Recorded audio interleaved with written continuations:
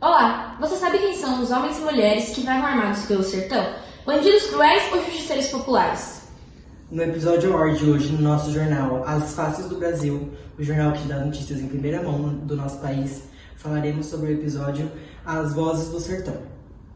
Iremos ver o fenômeno que vem desafiando autoridades, movimentando o sertão nordestino e dividindo opiniões, o cangaço.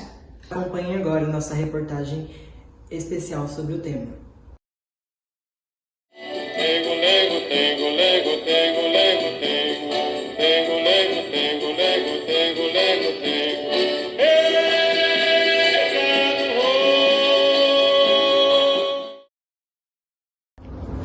O cangaço se manifesta por meio de grupos nômades chamados cangaceiros, no qual vivem abaixo das leis e enfrentam tanto os proprietários de terra quanto o governo. O cangaço começou no final do Segundo Reinado, aproximadamente nas décadas de 1860 a 1890.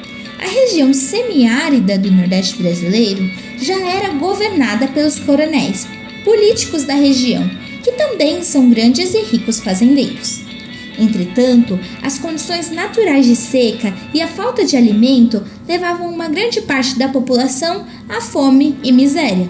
É dentro desse cenário que surgem os grupos cangaceiros, que através de atos de crime e violência ganham a vida.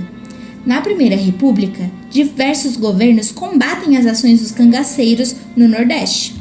Os grupos mais famosos são constantemente capturados pelo Estado Novo de Getúlio Vargas.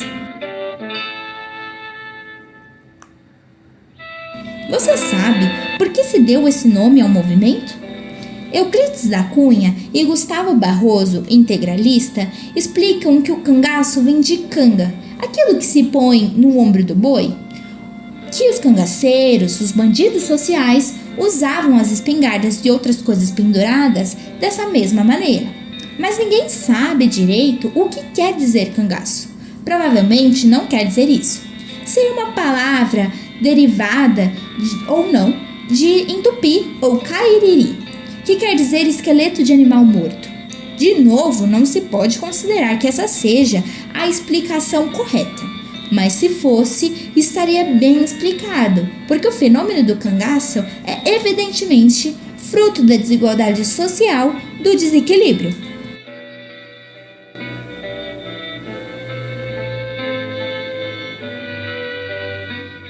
O primeiro grupo cangaceiro, liderado por Lucas Evangelista, que agiu na região de Feira de Santana, Bahia, até ser capturado e morto. Logo depois, há um outro grupo, liderado por Jesuíno Brilhante, que praticou diversos crimes na região da cidade de Patu, entre os estados do Rio Grande do Norte e Paraíba.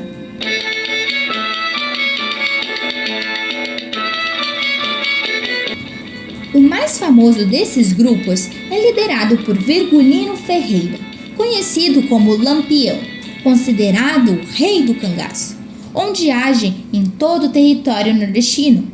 É conhecido por esse nome, pois o cangaceiro é tão hábil com um rifle que, ao atirar repetidamente, o cano da arma aquece, adquirindo uma coloração parecida com a de um lampião aceso.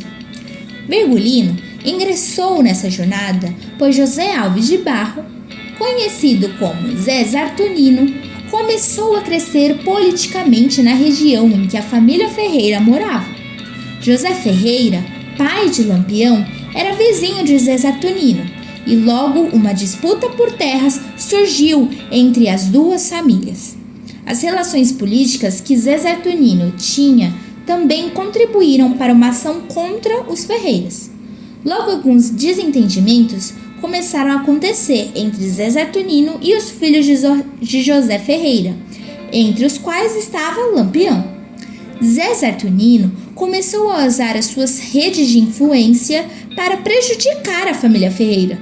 Os Ferreiras eram politicamente menos fluentes na região e o pai de Lampião teve de se mudar para resolver a disputa com Zé Zartunino. O propósito da disputa era a concentração de terras na região de Ribeira de São Domingos. A situação foi se agravando para os Ferreiras, que foram obrigados a se mudar outra vez. A cada mudança, a família se empobrecia mais ainda. Esse contexto levou Lampião e alguns de seus irmãos a vingarem-se pela desgraça familiar. Aderiu ao bando do Senhor Pereira, um dos cangaceiros de maior expressão do Nordeste. Nesse bando, ele prosperou como cangaceiro, tornou-se mais famoso e temido do Brasil. Sob a liderança do Senhor Pereira, Lampião aprendeu muito. Ele foi ensinado a sobreviver no cangaço, a esconder os seus rastros e a evitar confrontos abertos com a polícia e com se comportar nos ataques.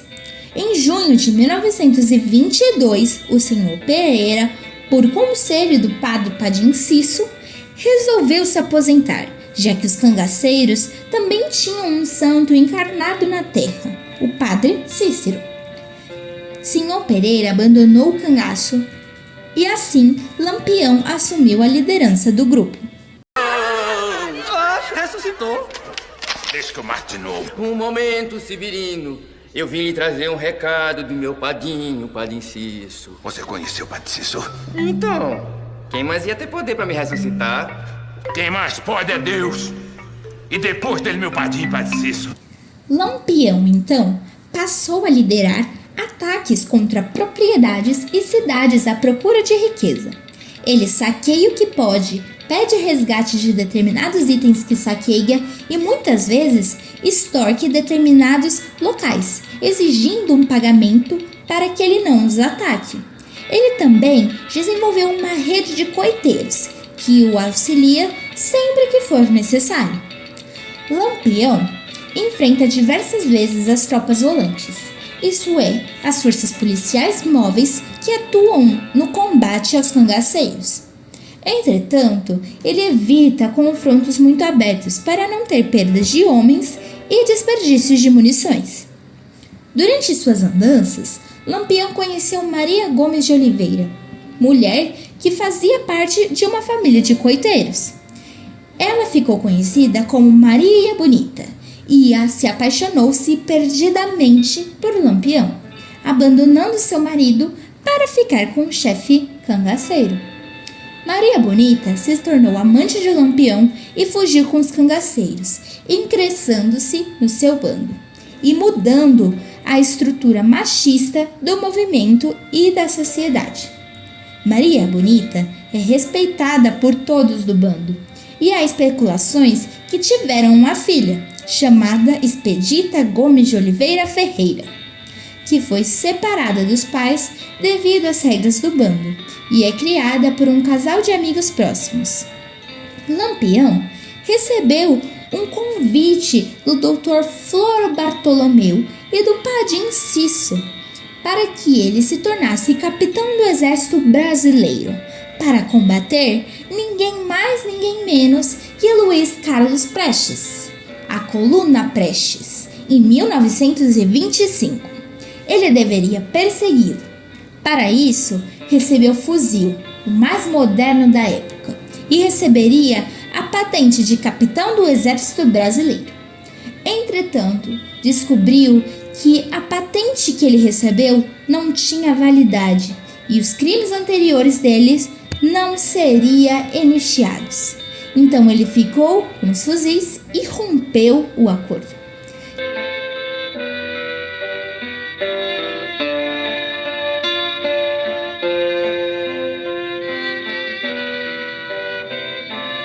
Getúlio Vargas, então, conseguiu o papel de presidente da República pelo golpe de Estado em 1930, sem precisar da ajuda de Virgulino. Assim, logo após a sua candidatura, ele passou a perseguir e ainda persegue o Lampião por meio do exército, do governo e das oligarquias rurais. Fique agora com uma entrevista exclusiva que nós, do Faces do Brasil, conseguimos com os nossos principais nomes do conflito. Estamos aqui com Virgulino Ferreira da Silva, mais conhecido como Lampião. Boa tarde, coronel. Muito obrigado por nos receber aqui hoje. Nada. Nós queríamos saber um pouco mais se o senhor só queria matar os coronéis, porque o senhor também está matando os pobres inocentes. Ô mulher, nós não somos bichos sem juízo, não matamos por matar. Apenas matamos por defesa ou por justiça. Se os pobres estão morrendo é porque se meteram com uma coisa errada e deram corda para o volante. Os pobres, eles estão pagando o preço que o governo tinha que pagar. E nessa guerra, quem escolhe um lado não é inocente. Quais são as novas estratégias depois de desistir de se aliar ao governo de Getúlio Vargas? Bom, o Getúlio, ele queria que eu fosse o peão do jogo dele, mas o Lampião não é peão de nenhum governo.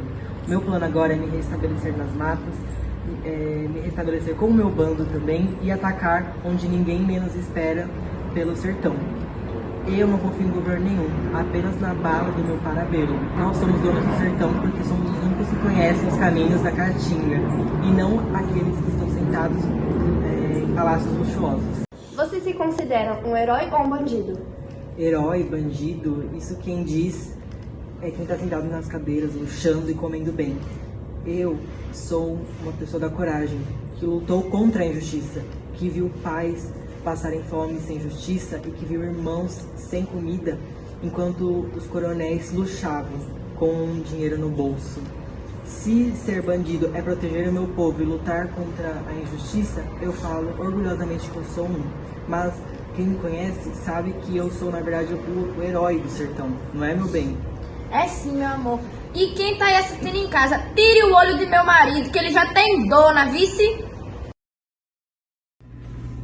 Como todas as histórias têm dois lados, aqui estamos com o presidente da República, Getúlio Vargas. Obrigado, presidente, por nos receber. Obrigada, senhorita. É uma honra participar do Faces do Brasil. Como está sendo o seu planejamento agora que o Lampião desistiu da aliança de vocês? O senhor Virgulino Ferreira foi, em certo momento, considerado útil para estabilizar algumas regiões do sertão. No entanto, o Estado brasileiro não pode tolerar poderes paralelos. A desistência dessa aliança informal apenas confirmou o que já estava previsto. O cangaço é incompatível com a ordem nacional que estamos criando. Meu planejamento agora é fortalecer o interior nordestino, acabar com os bandos armados e integrar essas regiões ao progresso nacional. O senhor considera o cangaço uma ameaça ao povo brasileiro e ao governo?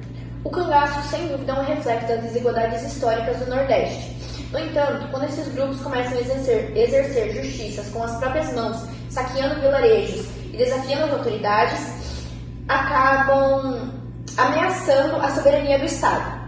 Por isso, meu governo não medirá esforços para combater essas instabilidades com ações firmes. Agora, depois da revolta do cangaço, você acha que vai dar mais atenção à área do Nordeste? Nordeste é parte essencial da alma brasileira. Reconheço que por décadas essa região ficou deixada à margem do desenvolvimento nacional. Por isso, meu governo trabalha para integrar a região do sertão, a modernização, com ações de infraestrutura, políticas de combate à seca e presença estatal. O fim do cangaço será também o início de uma nova era para o povo nordestino. Por um lado mais acadêmico, estamos aqui com o historiador Sérgio Dantas. Obrigada. É sempre bom estar com vocês, telespectadores, ajudando a adquirir o pensamento crítico. Como que o cangaço influenciará na sociedade brasileira?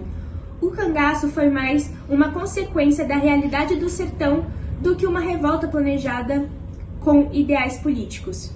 Sua influência está em como ele revelou ao país inteiro a falência do poder estatal do Nordeste e a força dos poderes paralelos como os coronéis. E o senhor acha que a revolta do cangaço foi em vão? Do ponto de vista prático e político, sim. O cangaço não resolveu os problemas do sertão. As estruturas de poder continuaram intactas e os cangaceiros acabaram sendo exterminados. Na prática, o cangaço não teve transformações sociais duradouras, mas deixou marcas profundas na memória, na cultura e na forma como o sertanejo passou a ser retratado, nem sempre como vítima, mas também como protagonistas de sua própria história. Dizer que foi em vão seria ignorar o valor simbólico e histórico desse fenômeno. O cangaço gerou documentação, folclore, literatura e debate. Foi resistência desorganizada, mas expressão legítima de um povo abandonado. Você acha que Virgulino Ferreira da Silva vai entrar para a história? Virgulino já entrou, não como herói ou mártir, mas como figura histórica complexa, sendo uma das personalidades mais estudadas do Brasil rural. Através dele conseguimos entender a violência, a sobrevivência, a política local e a religiosidade popular. A figura de Lampião transcende o banditismo. Viva mito, viva estudo, viva cinema. E isso já o eterniza na história. E pra vocês aí de casa, o Virgulino é um herói ou é um bandido? Infelizmente, nosso programa tá ficando por aqui, mas não fique triste, semana que vem tem mais. Se cuidem e até a próxima.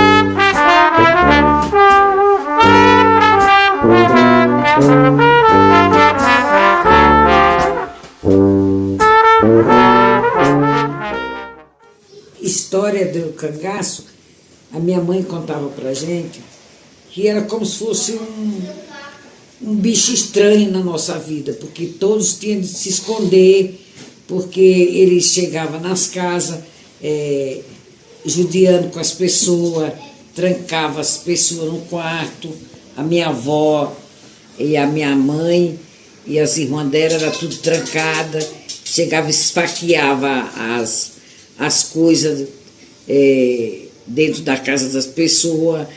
Então, do jeito que a minha mãe contava, era como se fosse fantasma, coisa do outro mundo, uma coisa muito... Todo aquele ouro que eles roubavam, eles amarravam no lenço vermelho e amarravam no pescoço. Aí o que é que a polícia olhava? Todos os caras que tivessem o lenço vermelho maior, mais cheio, amarrado no pescoço, é que eles matavam primeiro, porque sabia que aquele tinha mais ouro. Eles matavam os caras, aqueles caras. E o Valdemar, eles iam seguindo para trocar tiro com a turma do Lampião. No tempo que o Lampião estava andando lá no Angico, para aquele trecho lá passou no cercado. Ali no cercado dos coqueiros, que é do Major Briço. O Major Domingo, aquele tempo lá. O Major Domingo era o velho que não gostava dele. Aí o Lampião chegou lá e disse que chegou na casa dele, mandou ele dar a mão para ele. Ele disse que não dava a mão para bandido. Aí foi que correram um cara lá da Cacimba, que eu sei o nome dele, mas esqueci agora. Correu lá e avisou que era conhecido do Zé Carpim. O Zé Carpim era filho do Major Domingo.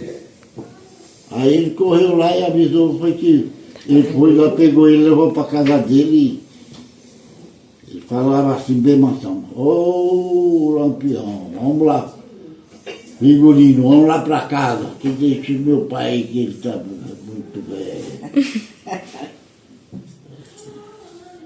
Aí ele levou lá e matou uma vaca logo, mandou escolher a vaca que queria, matou o boi lá e foi fazer comer. Tem um pé de tamarindo bem grande assim na frente da casa. Tá grande mesmo, mas bem grandão ele, tamarindo. E ele foi, matou ali, ó. O Lampião comeu tudo. Comeu e deu dinheiro para ele. O Brice era boiadeiro, rico.